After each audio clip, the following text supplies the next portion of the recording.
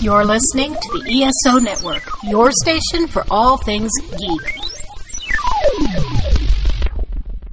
Ian, look at this. What, it's a police box. What on earth's he doing here? I mean, these things are usually on the street. I feel it. Feel it, you feel it? Faint vibration. It's alive.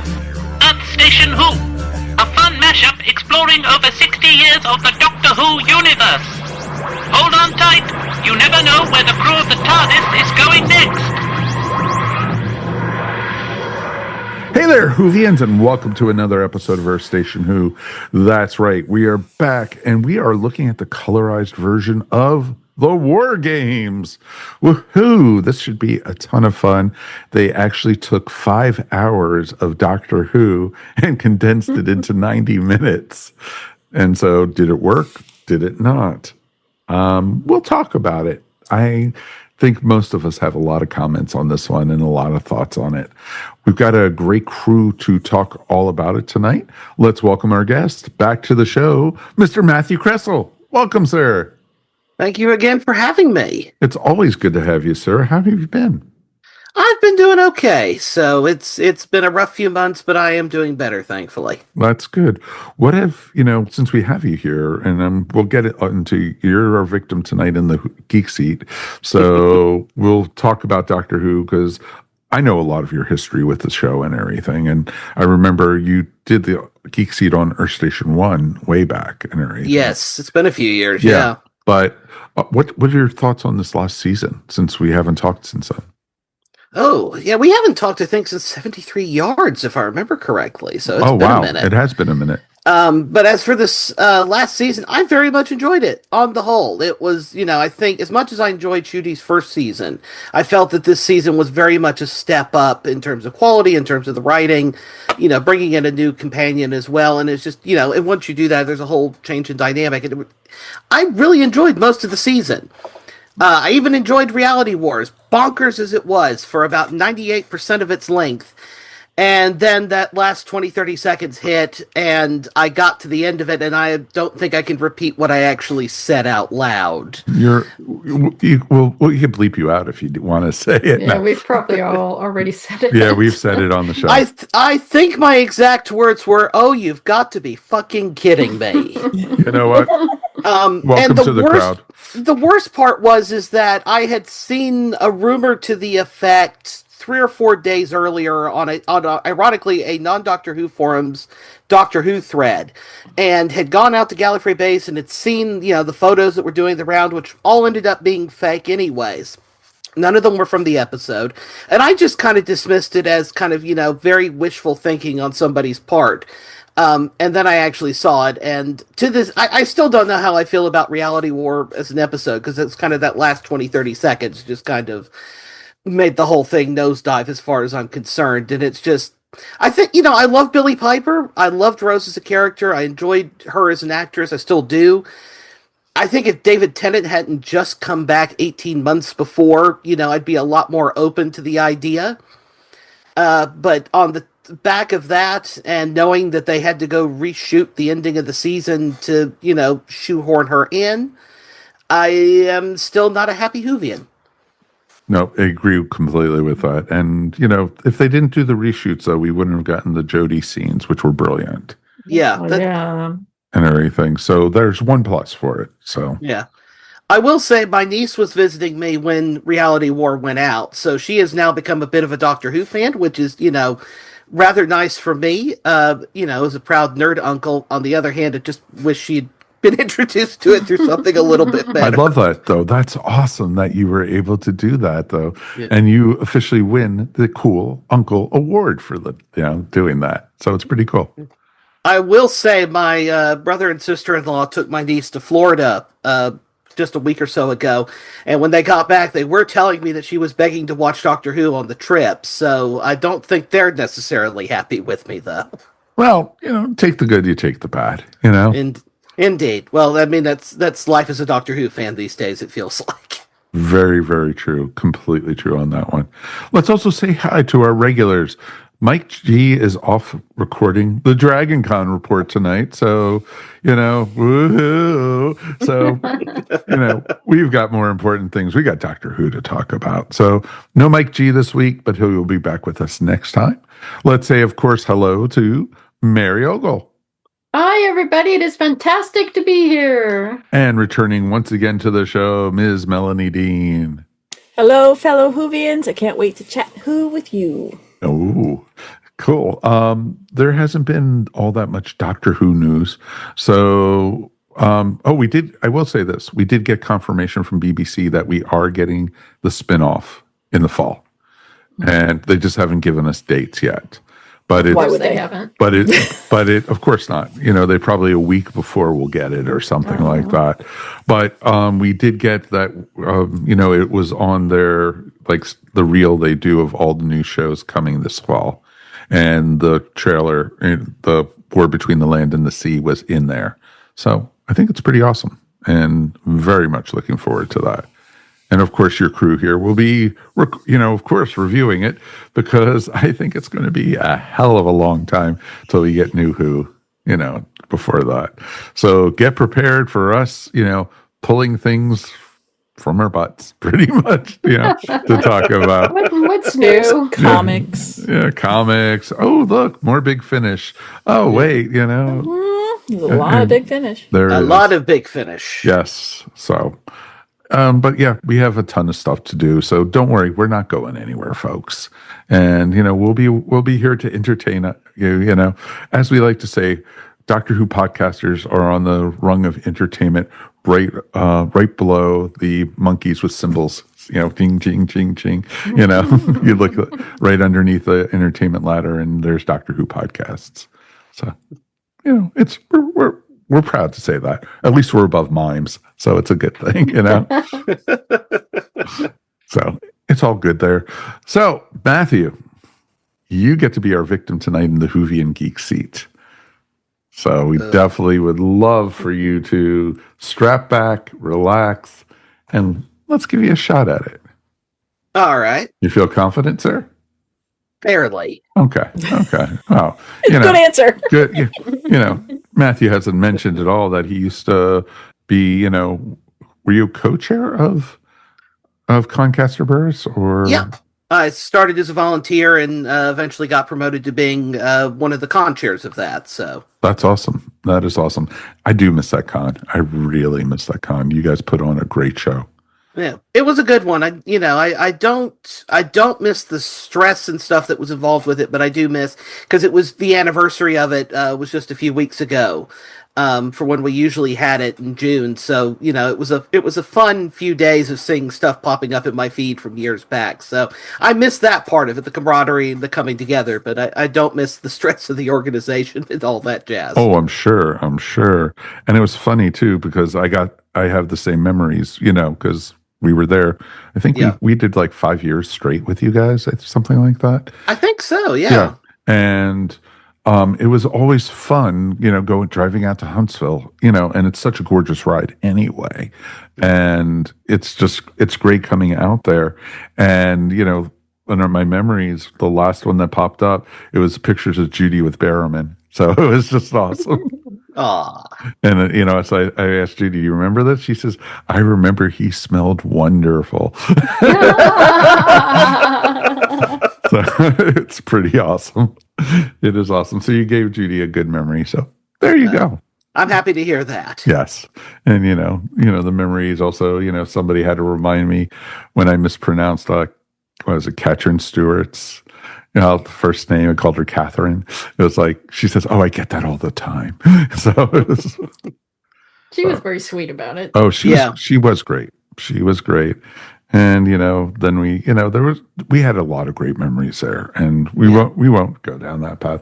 People are going, okay, get on with the geek seat already. Come on. You guys are padding. Yeah, that's it. We're padding. That's it. All right. Matthew, your first question in the geek seat. All right. Who was your first Doctor? There's actually two different answers to this, because this is Doctor Who. So I actually went back and looked. There's a wonderful website called Broadcast Hugh, where Steve Hill and a group of people have gone through, and they've basically made a catalog of every Doctor Who TV broadcast pretty much ever. And I've actually been able to narrow it down. I can't tell you the exact date off the top of my head. May 2001, I saw Planet of Evil episodes 3 and 4 together on BBC America. Oh, cool. And that was a start of a little tale of me getting into the show for a very, very brief moment of Fourth Doctor reruns that were at 7 o'clock in the morning Eastern time, because I was on summer vacation in sort of late middle school. My dad insisted I had to get up at 6 a.m. like it was regular school, and he would leave at 6:45 for work along with my mom.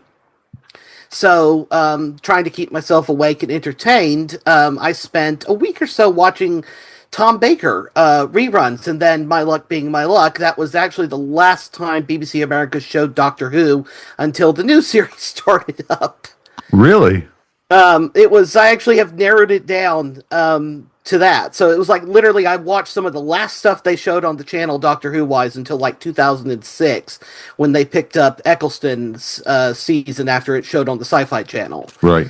So you could say the Fourth Doctor. I usually say technically Peter Davison, but really any of the first 5 Doctors, because 6 years later in a public library in the smallish town of Gunnersville, Alabama, I was walking through the public library one day on my way to Burger King, where I was working at the time, and came across a bunch of Doctor Who, Classic Who DVDs sitting on the shelf with a vague memory of having watched those Tom Baker stories. And I picked up the 5 Doctors, the special edition to be exact, and watched that. So Cool. you could argue it's, Tom Baker or, any of the first 5 Doctors, so it really depends on if you want the technical answer or the, moment I became a fan answer. No, that's very cool. I love it. That's, and it's neat because you were in it as a little kid and then you got to reimagine it years later and everything, which is pretty cool. Yeah. So they're cool. Which Doctor would you want to travel with? Oh, probably Jodie, actually, the Jodie Whittaker Doctor. She Really? seems like she seems like, that sort of ebullient and sort of full of energy. I mean, there's a little bit of darkness there, but she's, there's Doctors who you really want to travel with, who sort of take in the joy of the universe, in a way. And I feel like Jodie would be the most fun to travel with in that regard. No, totally understand that completely. And it's actually interesting. 2 weeks in a row, we've had that as the answer. Interesting. Yeah. So very cool. What Doctor would you not want to travel with? Oh, this is going to break my heart a little bit because I love John Hurt and I love the War Doctor, and also Jonathan Carley, who's been playing him in the the War Doctor stuff that earlier in his timeline. Right. I just imagine traveling with the War Doctor through the Time War would be the easiest way to get blown up and or wiped out of existence altogether. Mm-hmm. So I am going to have to go with the War Doctor there. Ooh, gotcha. No, I like that. All right. It's true, but it's sad at the same time. But what geeks you out the most about Doctor Who? Ooh, so good use of continuity, the sort of the ways that the show kind of ties itself back together, the scene in Earthshock Part 2 where the Cybermen are watching those little brief clips of the previous TV Cybermen adventures, or at least the ones that were in the BBC archive circa late 1981. Sort of those moments where you're kind of aware of the show kind of, having its history, those little callbacks. It was something weirdly, talking about the 5 Doctors, but all, and watching that and sort of coming into it. And in a way, it was a really interesting sort of introduction or reintroduction to the show, because it was suddenly, I think there's people who, I think if you go to it and you get all that history thrown at you at once, that there's 5 Doctors and Daleks and Cybermen and Time Lords and, the Master and all that. I think there's people who just go, and walk away from it. But there's something about having that history kind of thrown at me that really just appealed to me in a big way. So I love the history of the show and kind of following it. What turns your geek off about Doctor Who? Oh, I don't know if it's necessarily the show itself, but it's certainly, a certain section of my fellow fans, particularly for about the last, 7 or 8 years, who just seem keen to ruin the show for everybody else because they're not enjoying it. But I think that seems to be a problem with fandom across the board. So that's a weird thing to say, I suppose, about a show that I love and adore, and has changed my life in huge ways. But there's times when my fellow fans could be very grating. No, number one answer right there. So cool. At least it's consistent. It is consistent. It is fandom. So. Which Doctor Who companion would you like to meet the most? Oh, I feel like, and it may be because I've just been watching the season 7 Blu-ray that's just come out recently here in the US, but I feel like Liz Shaw would be fun to meet. Is a bit of a nerd and is somebody who's interested, is a bit of a polymath with, interest in a little bit of anything and everything, as Liz Shaw is, as we know, with her dozen degrees and things. She seems like she'd be a really interesting person to kind of meet and have conversations with. Oh, sure. No, that totally makes sense. It would be interesting to talk to her. I like the, in the River Song Big Finish audios that they did with her joining Unit. I thought, yes. I loved what they did between her, River, and Liz Shaw. Yeah, I know. I got to be on a panel with Daisy Ashford, who's Caroline John's daughter, who's now playing Liz at Big Finish, including in that set. And I know that Daisy Ashford has said she had a blast making that set and really wants to do more. Though, I guess we'll see if Big Finish listens. Nope, totally makes sense. Totally makes sense. Which Doctor Who villain would you like to meet the least? Oh, I've always found the Cybermen creepy. And I don't know, I've probably the Cybermen, because it's just, there's something creepy about, something that can be human, but isn't human, and seems, bent on turning you into one of them as well. Well, exactly. It's like meeting the Borg, but, in the Doctor Who verse. Yes. Exactly. Instead of resistance is futile, it's just delete, delete, delete, Yeah. So. Yep. That's awesome. What was your favorite Doctor Who geek out moment? Oh, speaking of Conke, because we were talking about it earlier, and this is one of those particular moments to myself, but there was one the year we had Sylvester McCoy, which would have been 2014. So for those who somehow have missed over the years, I do have, a full Seventh Doctor cosplay getup. And oh, yes, he does. Yes, and we had McCoy that year, and Bonnie, who was the head of the con, got the bright idea that when she announced for Sylvester to come out at opening ceremonies, I should come out of the box, come out of the TARDIS and sort of walk on stage, and because it would be distance and whatnot, and Sylvester and I vaguely look like each other, especially from a distance, that, it would be one of those things fun to do, and Sylvester dresses up, as Seven from time to time at conventions. So there was that sort of 20, 30 seconds at most that I got to sort of be Sylvester McCoy and got to be the Seventh Doctor before McCoy popped out of the TARDIS screaming imposter and I had to go running off stage. So that was probably, the really cool moment, because it was like for that sort of 20, 30 seconds I got to be the Doctor, which, who doesn't want to be if you're a Doctor Who fan? Sure. No, it totally makes sense. What was your most disappointing Doctor Who geek out moment? I think we've already covered it, sort of at the beginning of it. That may be fresh in my mind because it's so recent, but the Nashudi turning into Billy Piper is still, I've still got a sore spot about that for anybody who didn't notice. So I can understand that. I think, you're not alone on that one, my friend. Yeah. It may be one of those that, you come back in 2-3 years' time, hopefully, and ask me that question again. My answer might be something completely different. Part of it will be, how do they resolve that? Do they resolve that, for that matter? But for the moment, I'm going to have to go with that moment. Are you ready for your final question in the Geek Seat, sir? Yes. What or who would you like to see on Doctor Who? Oh, well, as a history nerd, it's always perturbed me that we've never had a proper Doctor Who JFK assassination story, given that, Kennedy assassinated the day before the show goes out, indeed plays a role in sort of why the viewership is the way it is for An Unearthly Child's first episode.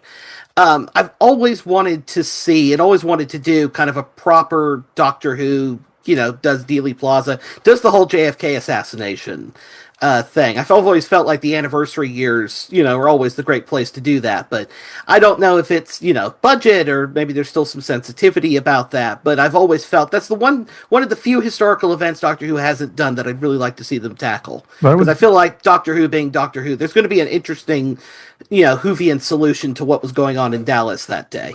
Oh, yeah, but, Red Dwarf took care of it for Doctor Who, pretty much. That's fair. And Takia to Ride is a hoot for anybody who hasn't seen it. It is well worth a watch. Yes, it is actually. And, it talks about killing your own self in some ways. So, oh, wait, spoilers if you haven't watched Red Dwarf. So, yes. I think that episode is 22 years old, 23 years old? I think it may be older than that at this point. It might be 30 years, Yeah, I was going to say, I think it's either 97 or 98, so good grief. I know. We're all just getting old here. It's okay. It's okay, but I've got great news for you, Matthew. You've made it through the Geek Seat. Congratulations, sir. Thank you. Well, Mr. Mike Gordon is not here to give the prize. I'll let Mary give the prize this time. You get a lifetime supply of absolutely nothing but our sincere gratitude. Wow. And of course, Melanie's giving a round of applause. So, There's nothing worth more than our sincere gratitude. Well, coming from this crowd and this podcast, that is reward enough. We appreciate you. We really, really do appreciate you, Matthew. Thank you so much for everything, as always. And you, too, can join in and want to be a participant in the Geek Seat. All you have to do is write us, feedback@earthstationwho.com. We definitely would love to have you join us. And now that we are maybe entering the new wilderness years, we would love to have new people join us for the show. And, if you feel game, we definitely would love to have you. All right, folks, let's take a quick break, and we will be back in a moment. And we will be jumping in headfirst for the War Games in Color.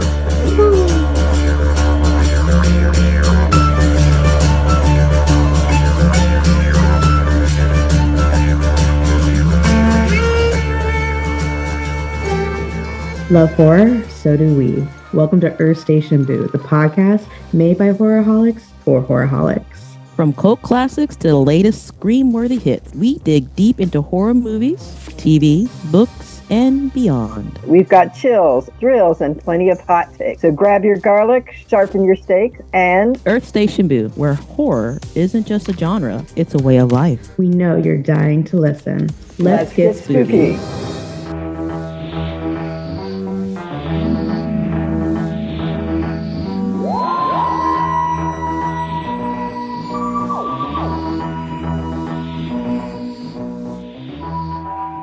Hey there, welcome back. Now we are going back to the War Games.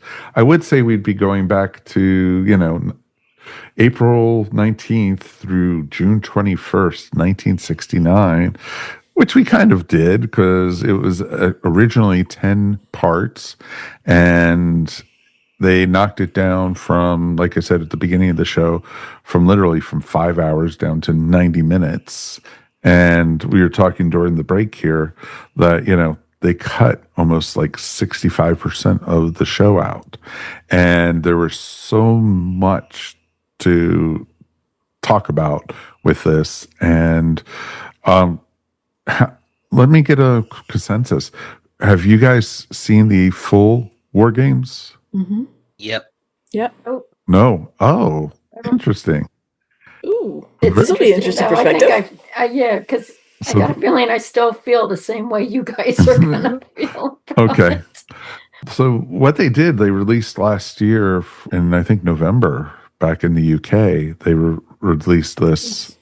It was October or November, I think. They released this out as a special, I think, and they showed it on BBC, and it got very good reviews, and the restoration was beautiful, and the animations they used, and I thought they did a great job with that. I'm going to go out and say that right there. in the black, it was neat to see. You could see a couple spots where they missed the black and white a little bit. And, they showed, they cut to a scene and it was black and white. Then the color kicked in real quick or something. And it was like a quick edit or something. Let's go around and get initial. Matthew, what were your thoughts on the restoration and the episode itself? Yeah, the restoration is superb, it has to be said. I mean, they clearly spent a lot of time and stuff on it. And as I said, talking about me when I was in the seat, that, I've just been watching the season 7 Blu-ray release where they had to do a lot of restoration work because that first Pertwee season, by and large, is missing in its original color, so they had to restore the color and had to clean up the pictures and everything else. And it was really indistinguishable, by and large. The actual footage from '69 was really indistinguishable from what I just, spent 2-3 weeks watching across that Blu-ray set. I mean, you could, interchangeably or, seamlessly sort of there. So that bit of it I loved. I have to say, in terms of the edit and stuff to it, I've never been the biggest fan of War Games in its original form. It's a story that, I feel like in some regards, because it's this important piece of Doctor Who lore, it's the first time, we hear about the Time Lords, it's the first time we meet the Time Lords. It's the first time, it's the last, Patrick Troughton story, it's the first time we go to Gallifrey, even though it's not called Gallifrey for another 4 years. Right. It's like the 10th Planet in that regard, that because of what it is, I think it's taken on a greater importance because, and I know why it's 10 episodes, because I was lucky enough 15 years ago to talk to Terrence Dix, and he sort of recounted, the story of, we had a 6-parter and a 4-parter go down, and we had no choice. We had to write a 10-parter. And in that regards, it is kind of a slightly cobbled together, how do we get to the next week's cliffhanger kind of thing. So I've always struggled with it, even watching it on VHS out of the local public library, in 2008, I think it was, maybe 2009, and I struggled with it there, even watching it an episode at a time. So I was curious to see, how do you cut, better part of 4 to 5 hours worth of stuff down to 95 minutes? And I have to say, I very much enjoyed it. It was, when we had the Daleks in color, which preceded this, I was very skeptical of that, watched it and very much enjoyed it. So I went into this with, higher expectations than I had when I went into that Dalek story. And I enjoyed it very much. I think it really, there's little moments that I hate that are lost, the Doctor sitting there playing solitaire while he's waiting for the verdict for his trial, for example. Mm-hmm. Or the little bits where him, Jamie and Zoe try to escape. It's all from that last episode, really, is the stuff I really miss. But I thought in terms of the editing and how they brought it down, there's a few clunky moments. But compared to the flashback kind of heaviness that was the Daleks in color, I thought this really worked well. But I have a sneaking suspicion that I may be the most positive person on the panel this evening. No, I don't think so. There was a lot to like about this. Mary, it's your first time. I'm very curious to hear your thought. I'm a War Games virgin. She is. I've never seen the original. I mean, I've seen bits and pieces, but I've never seen the whole thing. And I did enjoy this. I did. There are spots we can talk about where there were problems, but I overall, I did enjoy it. And I did think they did a good job on the restoration. I do think some of the editing was not very well done. It was really choppy in some places. Oh, yeah. It looked like they took a chainsaw to parts. Yes. Yeah. And there, they'd be in one spot and then all of a sudden, magically, they were somewhere else. Well, exactly. Yeah. So, yeah, they could have put more thought into that. I mean, my God, give it another 5 minutes to put in some transitions. So, yeah, that took me out of it when that happened. So I regret that because I do think the restoration people did a great job. And it's too bad that the editing didn't hold up to that. But overall, I enjoyed it. I love seeing Patrick Troughton. He's always good. He's good in this too. So it's still a fun episode. It's just that it could have been better. Okay. All right. Mel. I did something insane. Again? And that was, and that was, I had never seen War Games. Oh. And when I saw that it was a 10-parter, and then turned into 90 minutes. And all I could think, well, this has to end terribly.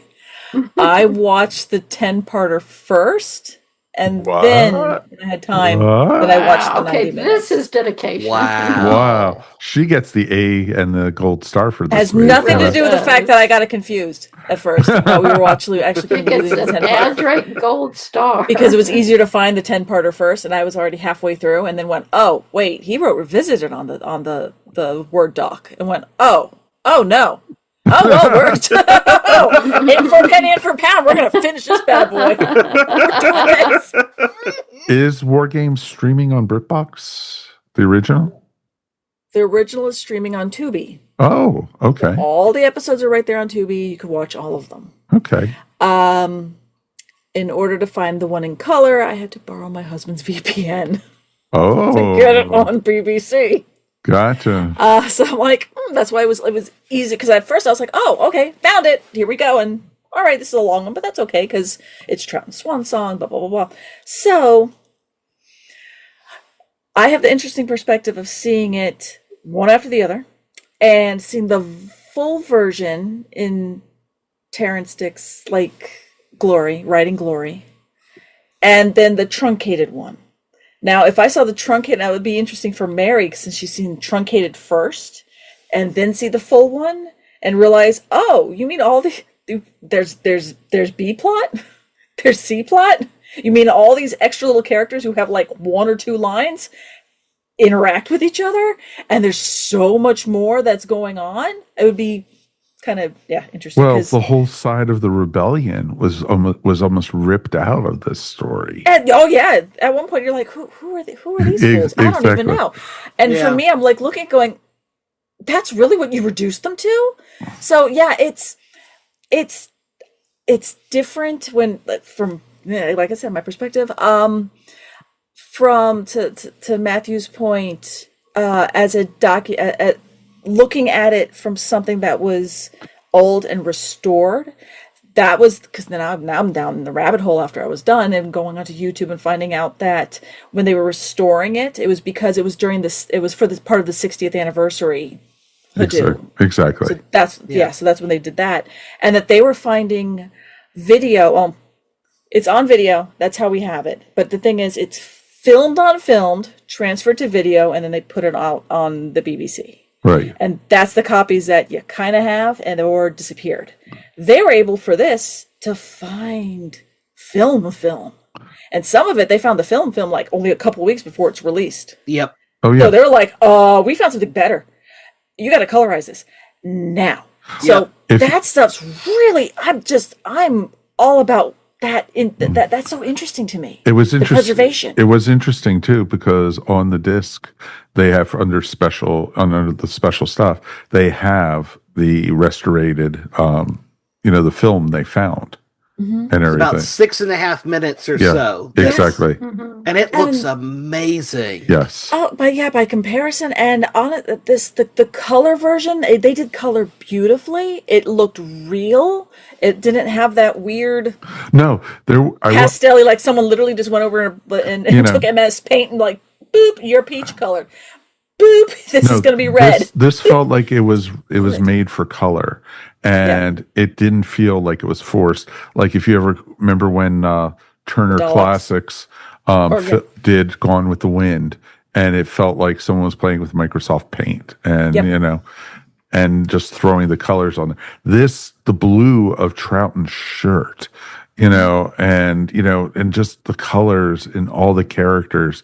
Only a couple times it felt oversaturated, and only then just a little bit. A little bit, but I thought they did an amazing job.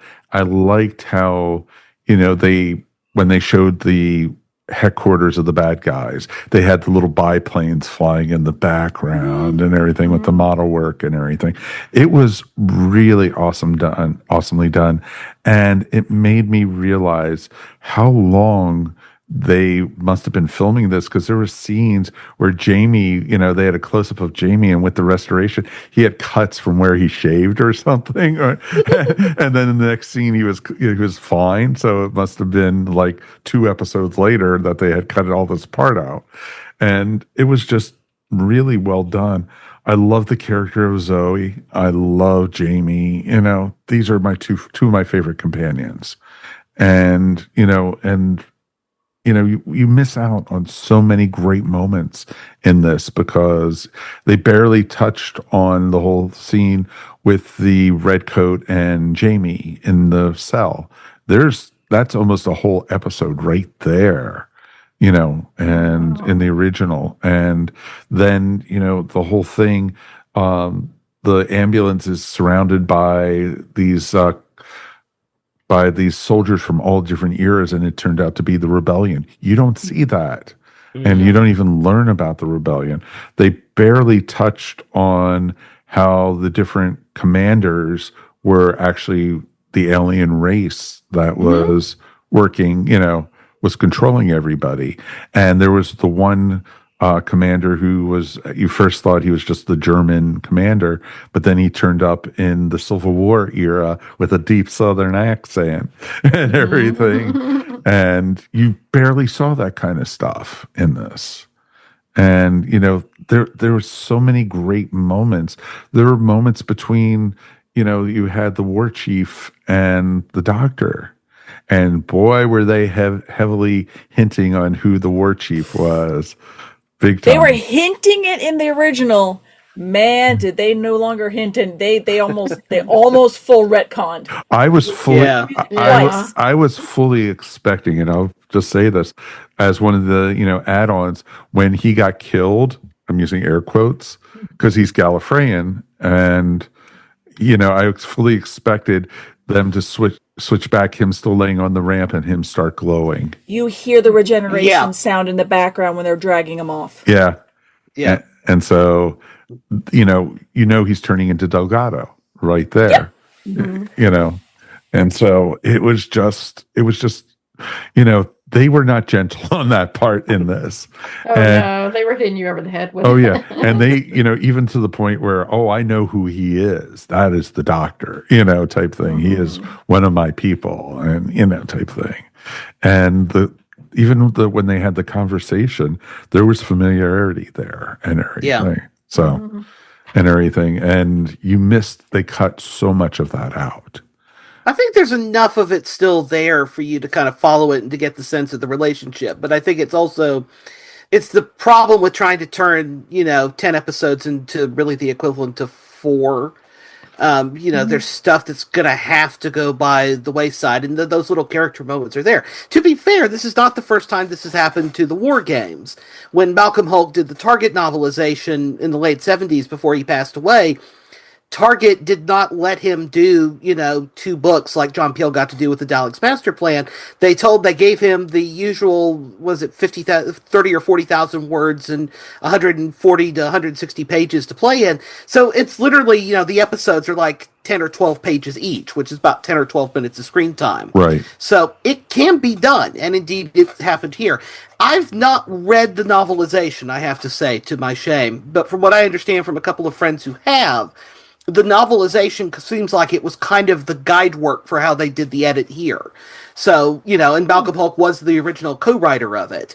So you could argue that, we're kind of seeing this kind of, if this had been made into a movie, if, say, the Peter Cushing stuff had kept going, into the tail end of the 60s, early 70s, and they had made a Cushing version of the War Games, it might have looked something like this, or it might have ran something like this. Right, exactly. And that was one of the cool things with this was, it was abridged, it was still fun, but how did they get here? How did they get there? It was more like that. Mary, did you feel that when you were watching it? I totally felt that. Well, it's interesting because my beloved grandmother, she had vision problems. She was almost blind, but she was an avid reader.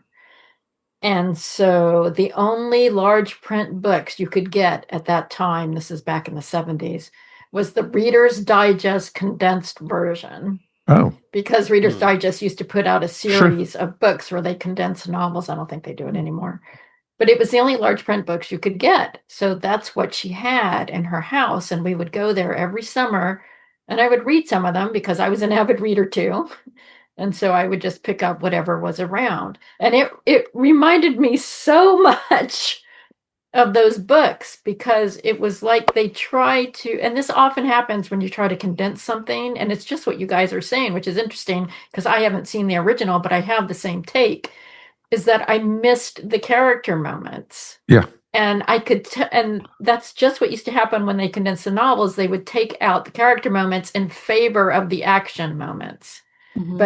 But action isn't everything. It is not all parts of a story. If you have a story that's only action, then you are not going to feel it as deeply as something that includes you getting to know and care about the characters. And so it gave me enough of the main characters, but I think I completely lost all the side characters, basically. Oh, you it did. Just did not And have you the same absolutely did. impact. You did. Yeah. All the different members of the rebellion, when they came to the headquarters, you were like going, "Who are these guys?" Watching it and everything, and you didn't have a clue, but you've met them. If you see the full version, you've met them multiple times, and they're like the one from the Spanish-American War, the bandito, basically, who was the hothead and everything. You had some conflicts between him and the doctor already before that, and in the original. And so, but you didn't see that in this version. You just see that, I don't feel anything. What are you trying to, I had such whiplash. Yeah. And I mean, we've reviewed many classic Who here, and I've had the pleasure on being on from my time being here. Yeah. And I have a tendency of saying, you know what, this could have just been condensed down a little bit. 4 episodes could have been just condensed a little to 3. Yeah. Or this was 10 episodes that could have been, to me, condensed maybe to 8 or 9. Not a lot. Just they could have easily cut up. 2 episodes out of it. Yeah. Not to 4. Yeah. Not to 4, and you went to 4. I mean, they even could have done 2 hours, which would have been 5 episodes or 5-ish going on 6. They could have done that, and I think it would have had a bit more room to breathe in places. And there is sort of, and I admire the way that they tried to cover the jumps in continuity and the jumps in story, some of which they covered better than others. I applaud them for the effort. And by and large, I think, it works. Though, to be fair, it's been, probably 7 or 8 years minimum since the last time I've watched the story. But there are moments, there's the whole bit when they end up in the Civil War zone and the tree gets knocked over and where Carstairs is in the ambulance changes between shots because they've lost the moment where he went from the back of the ambulance to the front of the ambulance. Right. There's places where they cover it a bit more successfully, whether it's through voiceover on TV screens or that last, in the bit in the TARDIS when they're trying to escape and they're actually using the fact that the Time Lords are messing around with time for the fact that they've snipped, 30 seconds out of the scene at one point. Right. That's a little more successful than some of the other stuff they do. But there is, especially, the way that first episode is sort of condensed down. They cut the first episode in half. And I think that, there's, another, even 5 minutes, as I think Mary said. But even if they'd given it another 15 or 20, I think it would have had more space to breathe. Oh, I agree completely with that. I think it was just, you didn't get, like, what happened to that person? What happened to this person? Oh, that person got shot? Why did they get shot? It's like, it was just like, boom, boom, boom, boom, boom. And it's like, if you were wondering where any loose ends were in the in color version, they were tidied up in the full. Yes, there was actually, the story actually. Especially the Civil War. Oh, the story made sense. Well, and it was funny too, when they took the Jeep, the ambulance Jeep to the Civil War era, and they were like, "What is that you're in? A horseless carriage?" Type thing. And it was fun to see. And, you had they had the extra things where people kept on getting hypnotized by them, by the leaders, and they, turned against the doctor a couple times and stuff like that. And they cut that out. And, that was okay, because that just got old after a while. Mm-hmm. There's definitely places of padding in the original just simply because they were trying to get to 10 episodes. Yeah, exactly. and Terrence Dicks himself, I don't know how he would have felt about this being cut down, but I know he always maintained that there was a decent 4-parter or 6-parter in here stretched out to 10. So I don't know if he would have necessarily approved of it being cut down to 95 minutes, but I think he would have approved of somebody, going back to what him and Malcolm Holt did and finding a way of making it a bit tighter and to work faster. And of course, this isn't meant for us. We're all Classic Who fans or people familiar with Classic Who. This isn't meant for us. It's meant for the younger people who've grown up watching modern Who, for whom Classic Who is this strange thing, that looks more like a soap opera than anything else and that moves at a very different pace. It's meant for them rather than it is for us. Were you entertained by this, at least, Mary? Did you enjoy it? I was. I did enjoy it. And in fact, it made me want to go watch the original. Okay. Because I was enough invested in it. And I always enjoy Patrick Troughton. Patrick Troughton's so great. And Jamie and Zoe. I mean, they are like the perfect TARDIS team. Mm-hmm. I've always loved them. And that alone was worth it. And Troughton is so manipulative in this one. And it is so good. And it makes me realize why he was one of my favorite doctors. And I did read the novelization because I was a Target fan for years. And as soon as the books came out, I was working at a bookstore and my manager said, "New Doctor Who on the order. You getting, this, and this. I have one copy each for you, Mike." It's just like, yes, they like me. So it was always good with that. But it definitely was lacking, I think. But I liked how it tied into more of a modern mythos. And like Matthew said, it's more for a modern audience and opening their eyes to it. Especially just the music. Oh, God. Yeah. Sometimes I thought the music was a little overpowering. So I'm like, what the? Was it Murray doing the music in this? He did some of the music. Yeah, they reused some. It's Mark Ayers did the music because he also did the music for the Daleks in Color. So because I got to see him on a panel talking about it, both of them at Chicago last year. So what he did was he took Dudley Simpson's original score and he built on top of that. So a lot of the music that's in this is Dudley Simpson still. Right. But it has, it has a stronger element on there because some of the recordings still exist, some of them don't. So it's been given a sort of slightly more orchestral feel than Murray Gold with, 6 musicians would have been able to do. But parts of it are definitely, as Ayer said, lifting pieces from the modern Murray Gold scores, particularly the season 3 John Sims stuff. Right. Oh, definitely, because especially the Masters theme, when they were, it was like, nope, they're not being subtle anymore. No. But I really felt I thought the score over Troughton saying goodbye to Zoe and Jamie, that was, I thought, just perfect. Oh, it was beautiful. I really liked that. That was, originally he was going to leave them behind to let the Time Lords just take them, back to their original time.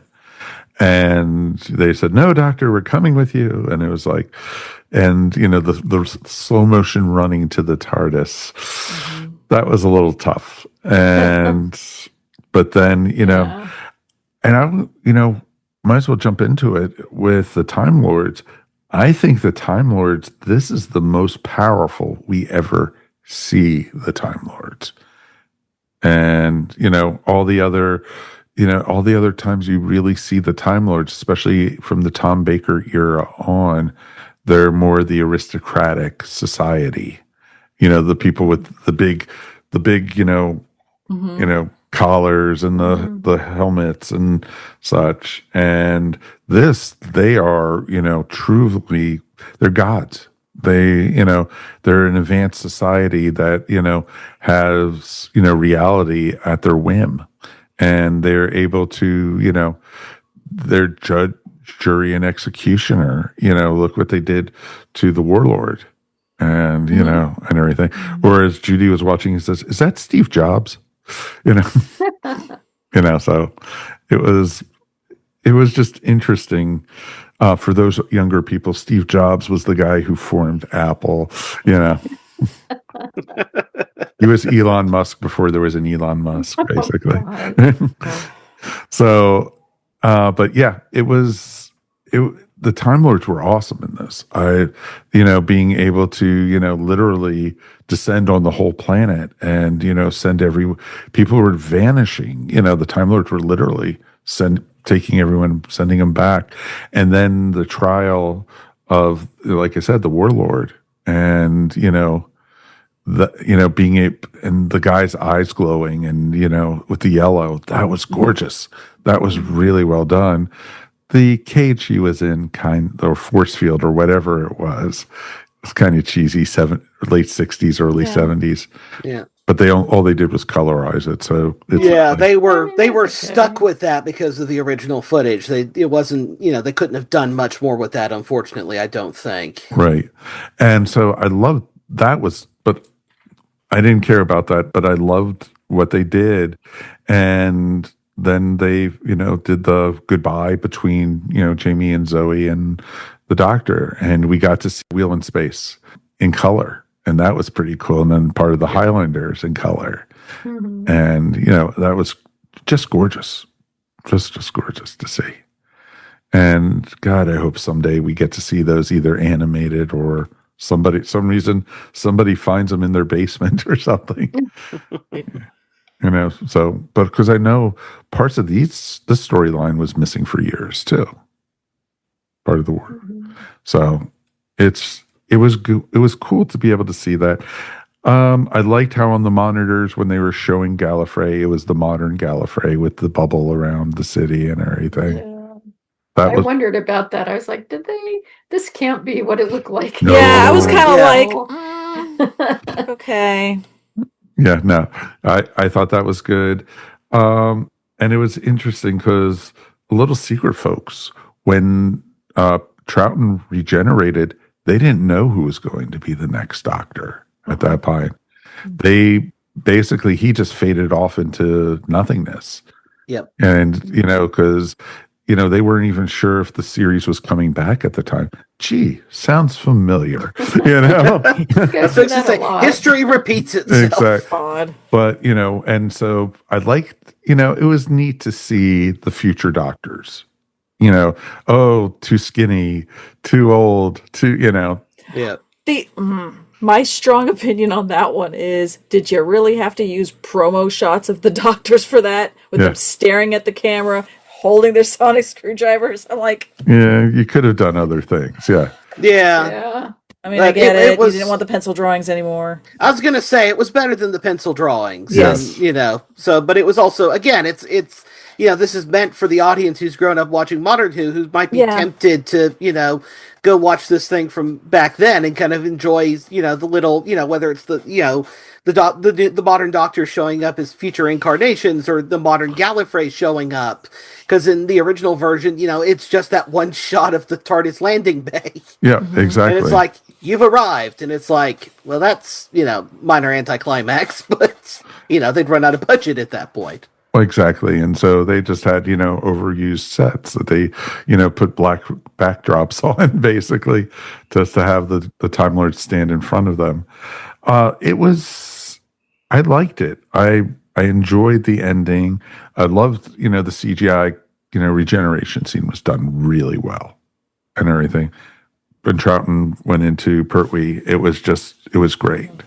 And because they also have a fan film that did that also. Devious. Yes. Mm-hmm. Which if you have the DVD of the full version of it, there's a little 5 or 6 minute segment from the tail end of that, because they actually brought Pertwee in and shot a regeneration scene with the guy they had playing Doctor 2.5. Yes. For what it's worth, that film has been shooting since John Pertwee was alive, and they're still releasing episodes of it now on their YouTube channel. Yep. It's still not done. The Adventures of 2B. Or 2.5. Yeah. 2B or not 2B. That is the question. Exactly. And, I thought it was great. And, that part I didn't mind seeing because, and, they modernized it. And again, for a different audience type thing. So I thought, we got new Doctor Who. What did you guys think overall? Would you watch this again? Would you not? I think I would watch the original. Okay.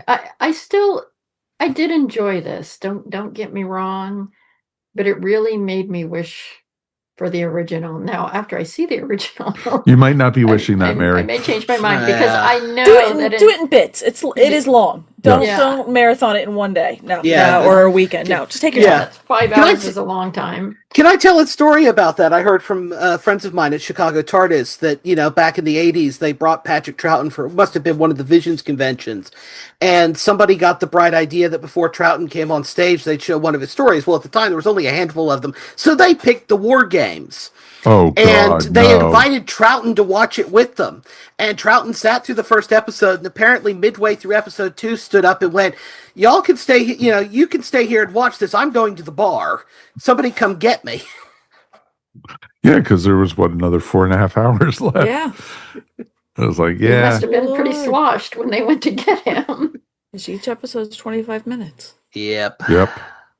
It's long. It is long, folks.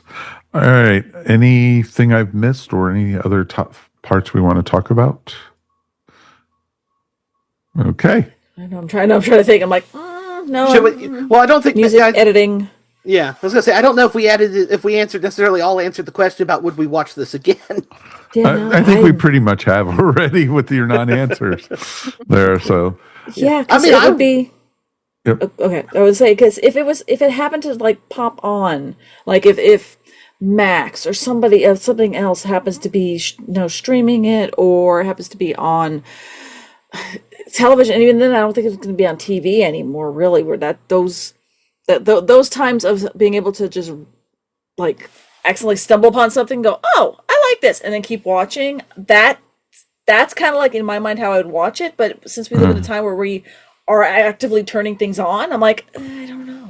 Well, exactly. And that's a good way to put it. Would you sit down and watch the full thing? But I know it. I just looked, and it is on BritBox also, so you can see it that way too if you want to see the original. Yeah. We actually reviewed it back in episode 4 of Earth Station Who, way back when. What we did when we first started the show, we did all the regenerations. We started with the first Doctor, his first episode, then we jumped to the 10th planet. Then the next episode was the first episode with the second Doctor. Then the next episode was the War Games. Then we did Spearhead from Space, the next one, and then went through, Planet of Spiders, and then Robot, and blah, blah, blah, blah, all the way through for the regenerations. Because we never did things in order, folks here. We just never did. All right, let's go ahead and rate this one. 1 out of 5 TARDISes, 1 being the worst, 5 being the best. Let's start with Matthew, since he's our guest. Yeah. I think I'm going to give it a 3.5. I think, and again, I've never been a big fan of the original one. I think it's too long for its own good. And slightly cobbled together, and how many times can you escape and be recaptured? So I do like that this version, if I'm going to watch a version of the War Games again, there's a decent chance it'll be this one, just because it's 95 minutes and it's not, 4 to 5 hours. But whether I will do that again anytime soon is a whole nother question. Fair enough. Totally respect that, sir. All right. Melanie. Going in, I was going to give this a 3. I think I'm still going to go with just a 3. A middle ground. It's not bad at any stretch. But to me, I don't think I'm going to rewatch it. And even then, if I do rewatch it, I'm probably going to be watching it more from the perspective of somebody that's enjoying the work behind it. So the people who went in and did the work of the colorization, the people who went and figured, I'm going to add little things here and there. It's like this nice little fan-made-ish, and I know it's not fan-made, but it's like that kind of a thing. And it's enjoyable. It's fun. I did enjoy it. I prefer the long one because I think the story's better, fully told. So happy at 3. It's a good, solid rating. Good, solid show. All right, Mary, since it was your first time.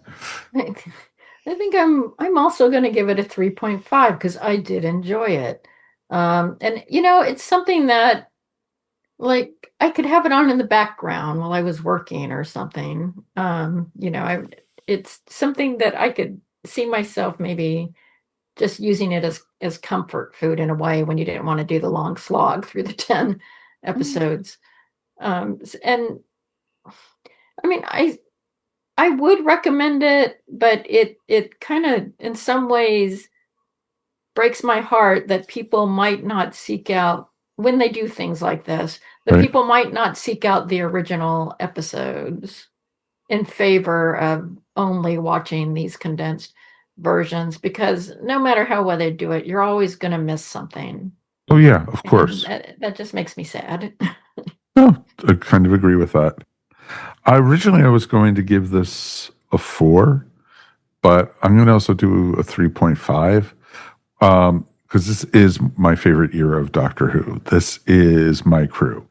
You know, when you had Jamie, the second Doctor, and Zoe, I loved those characters. They worked so well together. The chemistry and everything was fantastic. You know, you had a lot of Troughton being the bumbling idiot and then being the smartest guy in the room in the same scenes and everything. And don't get me started on the magnets for the circuits and the controls. Oh God, the fridge magnets. They were all fridge magnets they were using. And it was just like, here, you just take this and you take this. And it was just like, oh God, you know, I had Prop that. master, get over here. Exactly. It's like, it was just like, oh, they couldn't afford, you know, to make a fake circuit board or something, you know. It was the end of the season and they'd run out of money. They went to the drugstore and got magnets, for, you know, or they went to the kids store or something to do it. And it was just like, and when the doctor, you know, took them off of it and it said, oh, I've got these. It's like all the little shapes and everything. It was like, oh, it almost looks like stuff from Lucky Charms or something. Right. You know? Or like color forms. Exactly. Like Oh, that. color forms. Exactly. That's probably what it was, you know. But maybe it's like the bubble wrap on the guy's hand in Ark in Space, and it's become so ubiquitous to us now, but it was something new and exotic then that very few people had seen. Well, probably. And that pulled me out of it a little bit. And then the other thing was the explosions on the theme, you know, when they did the titles and everything. Because, you know, usually with Doctor Who in that era, each episode still had its own, you know, each episode had its own title. And, you know, they basically, you know, they just would show the title by blah, blah, blah, and then went into the story. Here, in the restoration, I did notice they had a cold opening. They didn't have a cold opening like that in the original. And, you know, and then, because it originally was just, you know, the theme song and then the war games. And then it had the TARDIS landing and everything. Here they had the TARDIS landing and everything. And then they went into the, you know, the type and everything, modernizing it again, folks. So it was just interesting. What did you guys think? Please write us feedback@earthstationwho.com. We definitely would love to hear from you guys. We did get a little bit of email, folks. We did. Yay! That's right. Woo-hoo. Our friend Peter is back. That's right. Hey, Peter! We missed him. We did miss him. So Peter is back and he wrote us and he said, hi, Mike. I watched the War Games. I thought the colorization was really good, but the editing into a 90-minute episode left it feeling somewhat choppy. Same thing we all said there, folks. I had seen the longer version many years ago. This is quite a different look for the Time Lords, more sorcerer than scientist. Oh, I didn't even think about that. That's interesting. Robes. Yeah, the robes. Mm-hmm. Yeah. Damn you, Dumbledore. Okay. This was quite a different look. Okay, there we go. The story concept was quite interesting, but suffered from the editing and left out a lot I felt like should have been expanded, especially some of the Civil War scenes. Could have easily even been stretched to 2 hours. Also renewed my interest in the Second Doctor and will be checking him out on BritBox. Also, I enjoyed that when he was being offered a chance to pick out his new face, we saw most of the new Doctors.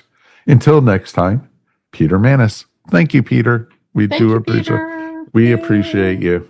We really, really do. And you too can write us. We would love to read your stuff. Feedback@earthstationwho.com. we will be back again, of course, in 2 weeks. We are going to be doing something kind of fun and different for next time. We are going to be actually looking at the chances of old companions coming back to the new series. Whenever that happens, even if it's the Doctor Who support group or something, it would be great to see some of these folks. So we'll be just going around, 100%, 50%, no chance in hell, it'll be, Patrick. well, exactly. So it'll be very interesting to do. I think it'll make a good discussion for all of us. We'll have a list of all the companions from the very beginning to the modern series. So we're all hoping Graham comes back someday. So it's always good. So it'll be tons of fun to do. So we'll be doing that in 2 weeks. I want to thank our crew for being here, of course. Let's thank Mr. Matthew Kresal for being a good sport and doing the Geek Seat with us tonight. Yeah. Thank you all for having me. It's always a pleasure. Are you working on any new articles or new books or anything, sir? I do have a couple of in progress Doctor Who related nonfiction books at the moment, and I need to get back into the review writing, which I've gotten out of the habit of doing. So, but hopefully more on that next time I'm on the show. That would be wonderful, sir. I'll always like reading your stuff. Thank you. And of course, you can find Matthew up on Facebook or wherever, he pops his head sometimes. So it's always good to do. Let's thank our regulars, of course. Ms. Mary Ogles, always wonderful to have you here. Oh, thank you. Same. Always fun to talk with you guys. Do you want to promote your stuff? You can find me at maryogle.com or on Etsy at eVision Arts. Excellent. And of course, Ms. Melanie Dean. What you got? We did it. We made it. Yay. I'll help. I'll say it since Mike isn't here. Exactly. Or as Mike Gordon always goes, it's always my pleasure. So, It's okay. Yeah. Melanie, where can people find your stuff? You can find my stuff at Diamond Tech Crafts. That's on Instagram, website, all that kind of fun stuff. And if you're going to be in the Tampa Bay area, Tampa Bay Comic Con, August 1st through 3rd, I will be talking all about stained glass. I'll be having 4 panels talking about Tiffany stained glass lamps. It'll be a bit history. It'll be a little bit of learning the craft. Awesome. That is awesome. Definitely we'll have a link up to that in our show notes so people can check it out and also be able to find out the Tampa Bay Comic Con? Tampa Bay Comic Con at the Tampa Convention Center. Yay! That's awesome. Get out of the heat, folks. Go talk some geeky stuff. So tons of fun. For me, let's see what I got going on. My regular other podcasts that I produce over on Julian Schlossberg. This week we are talking to Beatrice Wells, who is the daughter of Orson Welles. And we are having a nice conversation about her father and all the different projects and different eras and how, he was kind of ostracized from Hollywood by, a lot of, he moved to Europe quite a bit and he spent a lot of time there. Interesting stuff to find out. And then over on Tales from Hollywoodland, we are looking at The Godfather, and we are having a discussion about that. And we actually were lucky enough to actually grab hold of the young lady. Well, she's not so young anymore, but we were actually able to get hold of Andrea Eastman, who was the casting director, and she talks all about the casting of the different characters for the movie, and and how she was very upset with the TV show The Offer because they misplayed some of the characters in it and such. But it's a very fun discussion, and both of those shows I mentioned will be going live before we go live. So definitely check it out. It's really fun to do. On behalf of myself, of course, we want to thank everybody for being here. You can find us up on social media if you're into that kind of thing. We're up on Facebook, Instagram, and if you want, just like we said earlier, just write us. We definitely would love to hear from you guys. And you know what? If you enjoy what we're doing and you've made it this far into the show, bless you. Thank you. But like and subscribe. We do appreciate you. And, give us thumbs up, or actually, if you hit the bell, you will be notified when we put new episodes or new content. So definitely check that out. On behalf of myself, Mike Faber, Mr. Matthew Kresal, Ms. Melanie Dean, and of course, the wonderful Ms. Mary Ogle, we will see you all next time here on Earth Station Who. Peace and Alonzi, folks. Bye. Ciao. You have been listening to Earth Station Who, a pop culture podcast dedicated to all things Doctor Who, featuring talents from throughout space and time. All topics on the show are the sole opinions of the individuals and are to be used for entertainment value alone. You can subscribe to our show wherever fine podcasts are found, or check out our website, earthstationwho.com. Don't forget to check us out on Facebook or Instagram, and if you enjoyed the show, please write to us at feedback@earthstationwho.com. Thank you so much for listening, and we will see you on the next journey of Earth Station Who. This has been a broadcast of the ESO Network. Be part of the crew and help support our shows by donating to our ESO Patreon or by shopping at the TeePublic store, which can all be found at www.esonetwork.com. The ESO Network, your station for all things geek.